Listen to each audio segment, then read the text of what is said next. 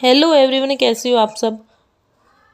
अब income tax portal पर form 10 IEA आ गया है। इस वीडियो में उसी के बारे में डिस्कस करेंगे। फाइनेंशियल ईयर 23-24 से हमारे लिए new tax regime by default आ गया है। अब हम जब ITR फाइल करेंगे तो डिपार्टमेंट की तरफ से यह माना जाएगा कि हम किस टैक्स रिजिम में हैं, यानी न्यू टैक्स रिजिम में। पहले यानी पिछले सालों से हमें न्यू टैक्स रिजिम को चूज करना पड़ता था, लेकिन इस बार हम न्यू टैक्स रिजिम में बाय डिफ़ॉल्ट हैं और ओल्ड टैक्स रिजिम को हमें इस बार ऑप्ट करना पड़ेगा। लेकिन अगर हम ओल्ड टैक्स रिजिम को ऑप्ट करना भूल गए तो हमारी income tax return new tax regime में ही फाइल हो जाएगी और न्यू टैक्स रिजिम के हिसाब से ही उस पर टैक्स भी लगेगा। लेकिन अगर आप यहाँ पर ओल्ड टैक्स रिजिम को ऑप्ट करना चाहते हैं तो फॉर्म 10 IEA आ गया है इनकम टैक्स पोर्टल पर, जिसे ITR की ड्यू डेट से पहले फाइल करना ज़रूरी है। ठीक है, आगे चलते हैं। अगर आपकी इनकम बिजनेस एंड प्रोफेशन से है और आपने न्यू टैक्स रिजिम को सिलेक्ट किया है तो आप फिर कभी दोबारा ओल्ड टैक्स रिजिम को ऑप्ट नहीं कर पाओगे। तो ध्यान रखिए, अगर आपकी इनकम बिजनेस एंड प्रोफेशन से है तो आप लाइफ में एक ही बार चूज कर सकते हैं न्यू टैक्स रिजिम को, फिर आप दोबारा ओल्ड टैक्स रिजिम में नहीं आ सकते। ठीक है। हाँ, अगर आपकी इनकम अदर बिजनेस प्रोफेशन जैसे other source salary capital gain, फिर आप किसी भी ईयर में न्यू या ओल्ड टैक्स रिजिम को ऑप्ट कर सकते हैं। अगर ITR 1 फाइल करते हो तो आप न्यू व ओल्ड स्लैब को ऑप्ट कर सकते हो, लेकिन अगर आपकी बिजनेस एंड प्रोफेशन से इनकम है तो पूरी लाइफ में एक ही बार इस ऑप्शन को ऑप्ट कर सकते हैं। आगे चलते हैं। फॉर्म 10 IEA को फाइल करने की ड्यू डेट क्या है? इसकी अलग से कोई ड्यू डेट नहीं है। ITR फाइलिंग की ओरिजिनल ड्यू डेट जो होती है वही फॉर्म 10 IEA की ड्यू डेट होती है, यानी 31 जुलाई अनऑडिट के केस की और 31 अक्टूबर ऑडिट के केस की। तो फॉर्म 10 IEA को ITR की ओरिजिनल डेट से पहले फाइल करना है। आगे चलते हैं। अगर आप बिलेटेड रिटर्न फाइल करते हैं 31 जुलाई के बाद 31 दिसंबर तक, तो आप उस केस में ओल्ड टैक्स रिजिम को ऑप्ट नहीं कर पाओगे।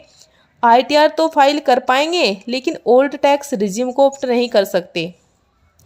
अब आप ओल्ड टैक्स रिजिम में बिलेटेड ITR फाइल नहीं कर सकते क्योंकि फॉर्म 10 IEA की ड्यू डेट है 31 जुलाई, जो आपको ओल्ड टैक्स रिजिम में लाती है। यानी ओल्ड टैक्स स्लैब के लिए फॉर्म 10 IEA को फाइल करना है कब तक? 31 जुलाई तक, ITR फाइल करने से पहले। इसीलिए अगर आप ओल्ड टैक्स रिजिम में रहना चाहते हैं तो अनऑडिट के केस में 31 जुलाई से पहले और ऑडिट के केस में 31 अक्टूबर से पहले अपनी ITR फाइल करनी है। ओल्ड टैक्स स्लैब वाले जब बिलेटेड ITR फाइल नहीं कर सकते।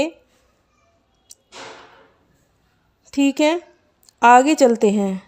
फॉर्म 10 IEA कैसे फाइल करना है, इसके लिए हम इनकम टैक्स पोर्टल पर जाएंगे और फिर ई फाइल में जाकर फाइल इनकम टैक्स फॉर्म पर क्लिक करेंगे। फिर यहाँ पर फॉर्म 10 IEA वाले ऑप्शन पर क्लिक करेंगे। यहाँ पर असेसमेंट ईयर सेलेक्ट करेंगे, फिर कंटिन्यू करना है। फिर लेट्स गेट पर क्लिक करते हैं। यहाँ पर कुछ क्वेश्चन हैं जो आपको सेलेक्ट करने हैं। Do you have income under the head profit and gain from business or profession during the assessment year. यहाँ पे आपकी बिजनेस प्रोफेशन से इनकम पूछ रहा है, जिसके लिए आप न्यू टैक्स रिजिम को पूरी लाइफ में एक ही बार सेलेक्ट कर सकते हो, फिर आप दोबारा ओल्ड टैक्स रिजिम में नहीं आ सकते। देखिए, अगर आप यहाँ पर नो सेलेक्ट करोगे तो ITR की ड्यू डेट वाले ऑप्शन चले जाएंगे, क्योंकि अगर आपकी बिजनेस एंड प्रोफेशन से इनकम नहीं है तो आपकी ड्यू डेट 31 जुलाई है, और अगर आप इसको यस कर दोगे तो फिर से ये तीनों ऑप्शन आ जाएंगे। पहला क्वेश्चन दो, पहला क्वेश्चन अनऑडिट के केस में, सेकंड क्वेश्चन ऑडिट के केस में, और थर्ड जो क्वेश्चन है ट्रांसफ़र के केस में, यानी 30 नवंबर है। ठीक है, यस करने के बाद फिर हम ड्यू डेट के फर्स्ट क्वेश्चन या 31 जुलाई वाले पर क्लिक करेंगे तो ये कन्फर्मेशन आएगी। इसको ध्यान से पढ़ना, फिर टिक करना है, क्योंकि अगर आपने एक बार न्यू स्लैब को ऑप्ट कर लिया तो दोबारा ओल्डर टैक्स स्लैब में नहीं आ पाओगे, और फॉर्म 10 IEA को भी फाइल करके दोबारा यानी कि विड्रॉ नहीं कर पाओगे। इसको एक बार यश करके देखिए। ठीक है, यहाँ पर बेसिक इन्फॉर्मेशन आएगी, एडिशन इन्फॉर्मेशन आएगी, और फिर डिक्लेरेशन एंड वेरिफिकेशन आएगी। पहले बेसिक इन्फॉर्मेशन देखते हैं।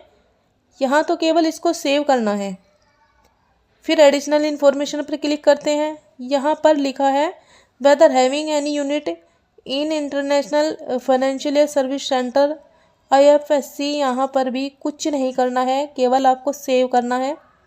फिर इसके बाद डिक्लेरेशन वेरिफिकेशन पर क्लिक करते हैं। यहाँ पर आपको DSC या OTP से जैसे ITR फाइल करते हैं ऐसे ही ये फॉर्म सबमिट कर देना है। तो ये है प्रोसीजर फॉर्म 10 IEA को फाइल करने का। फॉर्म तो बहुत सिंपल है, बस थोड़ा ध्यान देना है ऑप्शन सेलेक्ट करने में। तो वीडियो कैसा लगा कमेंट ज़रूर करें।